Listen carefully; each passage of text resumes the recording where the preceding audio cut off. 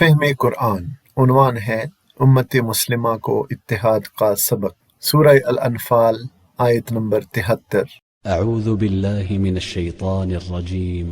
بسم الله الرحمن الرحيم. والذين كفروا بعضهم أولياء بعض إلا تفعلوه تكن فتنة في الأرض وفساد كبير. جو لوگ کافر ہیں وہ ایک دوسرے کی حمایت کرتے ہیں، اگر تم مسلمان ایک دوسرے کی حمایت و مدد نہ کرو گے تو زمین میں فتنہ اور بڑا فساد برپا ہوگا۔ اس آیت کریمہ میں امت مسلمہ کو متحد ہونے کا حکم دیا گیا ہے۔ ولی کا مفہوم معاملات کی ولایت، حمایت، مدد اور سرپرستی ہے۔ والذین کفروا بعضهم اولیاء بعض، یعنی کافر تمہارے خلاف سب کے سب ایک دوسرے کے دوست، مددگار اور حمایتی ہیں۔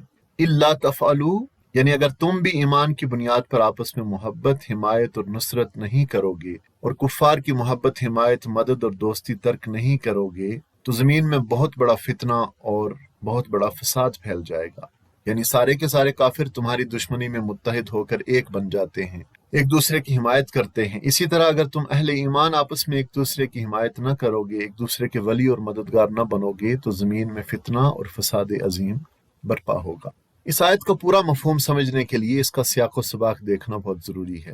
اس سے پہلے فرمایا گیا کہ اگر دارالکفر میں رہنے والے کمزور مسلمان دین کے معاملہ میں تم سے مدد مانگیں تو ان کی مدد کرنا تم پر فرض ہے، لیکن کسی ایسی قوم کے خلاف نہیں جس سے تمہارا معاہدہ ہو۔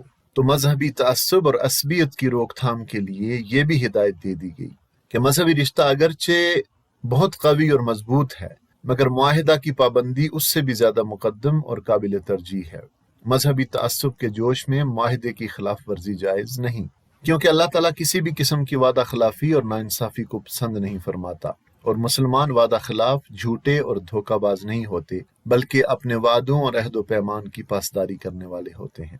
چنانچہ واضح انداز میں فرما دیا گیا کہ اگر تم ان معاملات میں قوانین و ضوابط کی پاسداری نہیں کرو گے تو زمین میں فتنہ و فساد برپا ہو جائے گا۔ یہ در حقیقت امن عالم کے لیے عدل و انصاف کے بہترین اور جامع بنیادی اصول ہیں۔ اسی لیے اس جگہ ان احکام کو بیان کرنے کے بعد ایسے الفاظ میں تنبیہ فرمائی گئی جو عام طور پر دوسرے احکام کے لیے نہیں کی گئی، کہ اگر تم نے ان احکام پر عمل نہ کیا تو زمین میں فتنہ اور فساد پھیل جائے گا۔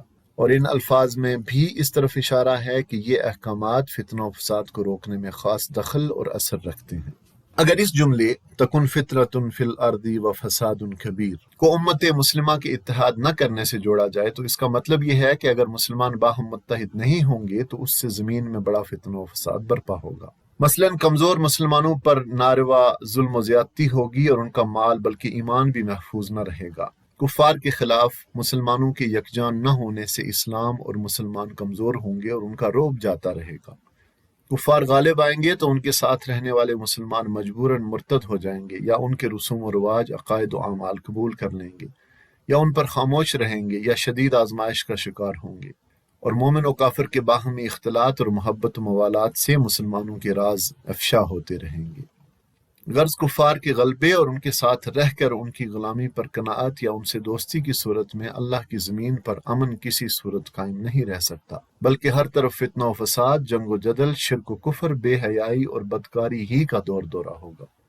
اور اگر اس جملے تکن فتنۃ فی الارض و فساد کبیر کو سابقہ تمام احکامات سے جوڑا جائے تو مطلب یہ ہوگا کہ اگر دارالاسلام کے مسلمان ایک دوسرے کے ولی و حامی و مددگار نہ بنیں، اور اگر ہجرت کر کے دارالاسلام میں نہ آنے والے اور دارالکفر میں مقیم رہنے والے مسلمانوں کو اہل دارالاسلام اپنی سیاسی ولایت سے خارج نہ سمجھیں، یا اگر باہر کے مظلوم مسلمانوں کے مدد مانگنے پر ان کی مدد نہ کی جائے، یا اگر ان مظلوم مسلمانوں کی مدد کی وجہ سے غیر مسلموں کے ساتھ بد عہدی کی جائے اور معاہدہ کرنے والی اسلامی حکومت اپنے معاہدہ کا پاس نہ رکھتے ہوئے دارالکفر میں رہنے والے ان کمزور مسلمانوں کی مدد شروع کر دے، اور اگر مسلمان کافروں سے محبت و حمایت و دوستی کا تعلق ختم نہ کریں تو ان سب صورتوں میں زمین میں فتنہ اور فساد عظیم برپا ہو جائے گا۔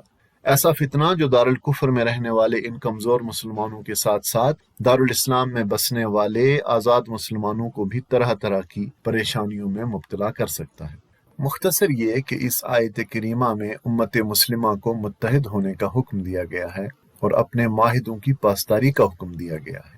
اور امت کے اتحاد کے حوالے سے تو سورہ توبہ میں فرمایا گیا ہے کہ مشرکوں سے سب مل کر لڑو جس طرح وہ سب مل کر تم سے لڑتے ہیں، یعنی جس طرح وہ متفق ہو کر تم سے لڑتے ہیں تم بھی متحد اور متفق ہو کر ان سے لڑو، جیسے وہ اکٹھے ہو کر تم سے لڑتے ہیں تم بھی سب مل کر ان سے اکٹھے ہو کر لڑو، ایک دوسرے کا پوری طرح ساتھ دو اور مدد کرو، تمام مسلمان مل کر اور ایکا کر کے مشرکین سے قتال کرو، کما یقاتلونکم کافہ، جس طرح وہ سب مل کر تم سے لڑتے ہیں۔ اور حالت یہ ہے کہ انگریزوں نے فرضی لکیریں کھینچ کر امت مسلمہ کو چھوٹے چھوٹے راجواڑوں اور وطنوں میں بانٹ کر ٹکڑے ٹکڑے کر دیا، مسلمانوں میں سے خلافت کو ختم کر دیا۔ اقبال نے فرمایا تھا کہ مسلم نے بھی تعمیر کیا اپنا حرم، اور تہذیب کے آزر نے ترشوائے صنم، اور ان تازہ خداؤں میں بڑا سب سے وطن ہے، جو پیرہن اس کا ہے وہ مذہب کا کفن ہے، یہ بت کے تراشیدہ تہذیب نوی ہے، غارت گرے کاشانہ دین نبوی ہے، اقوام میں مخلوق خدا بٹتی ہے اس سے، قومیت اسلام کی جڑ کٹتی ہے اس سے۔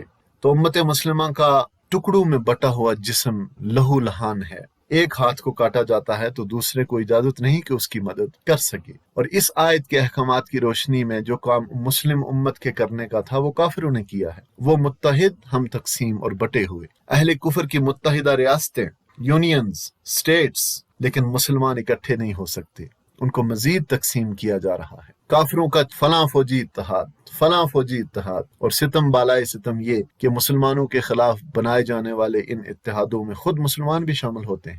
کیا قیامت ہے کہ خود پھول ہیں غماز چمن، عہد گل ختم ہوا ٹوٹ گیا ساز چمن۔ آج کافروں کے دیس میں حکومتی سطح پر نبی صلی اللہ علیہ وسلم کی توہین کی جاتی ہے، اور ہم حکومتی سطح پر کوئی احتجاج تک نہیں کر سکتے۔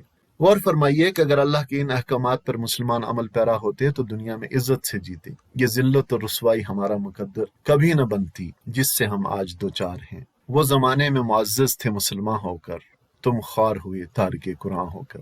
اللہ ایسا وقت پھر لائے کہ امت مسلمہ متحد ہو اور ایک ہی جسم کی مانند بن جائے، آمین ثم آمین۔